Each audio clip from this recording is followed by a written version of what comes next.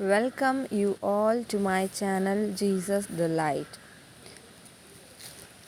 இன்றைய வேத வசனம் யோவேல் 3:16. கர்த்தர் சியோனிலிருந்து கெர்ச்சித்து எருசலேமிலிருந்து சத்தமிடுவார். வானமும் பூமியும் அதிரும். ஆனாலும் கர்த்தர் தமது ஜனத்துக்கு அடைக்கலமும் இஸ்ரவேல் புத்திரருக்கு அரணான கோட்டையுமாய் இருப்பார். Let's listen in English.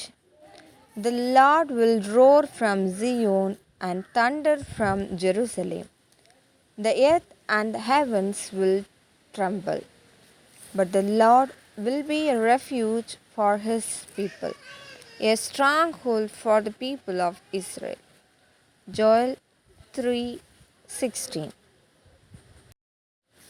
கர்த்தருடைய சத்தம் வானத்தையும் பூமியையும் அதிர பண்ணுகிறது. ஆனாலும் கர்த்தருக்கு பிரியமான அவரது ஜனத்திற்கு அவருடைய சத்தம் அடைக்கலமும் அரணான கோட்டையுமாய் இருக்கிறது. நம்ம வேதத்தில் பார்க்கும் பொழுது இஸ்ரவேலர்கள் எகிப்தை கடந்து எகிப்தை விட்டு வெளியே வரும்போது செங்கடலுக்கு நேராய் போகும்போது எகிப்தியர்களுடைய பார்வோனின் சேனை அவர்களை பின்தொடர்ந்து வந்தபோது கர்த்தருடைய மேக ஸ்தம்பம் இஸ்ரவேலருக்கு முன் சென்று கொண்டிருந்த மேகஸ்தம்பம் இஸ்ரவேலர்களுக்கும் எகிப்தியருக்கும் நடுவாக போய் நின்றது.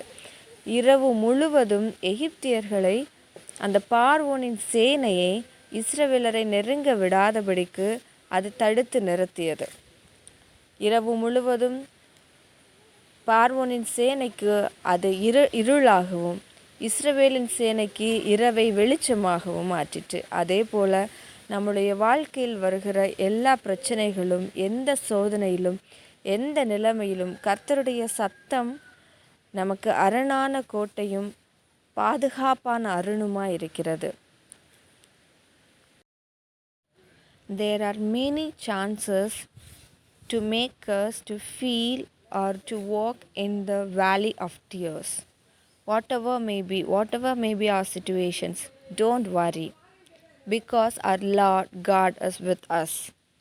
He is a refuge for us.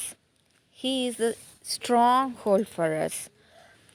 The whole world may be against us, but our Lord is with us and He will not let us down.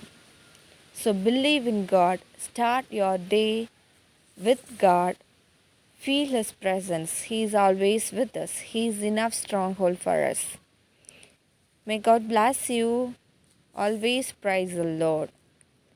Thank you.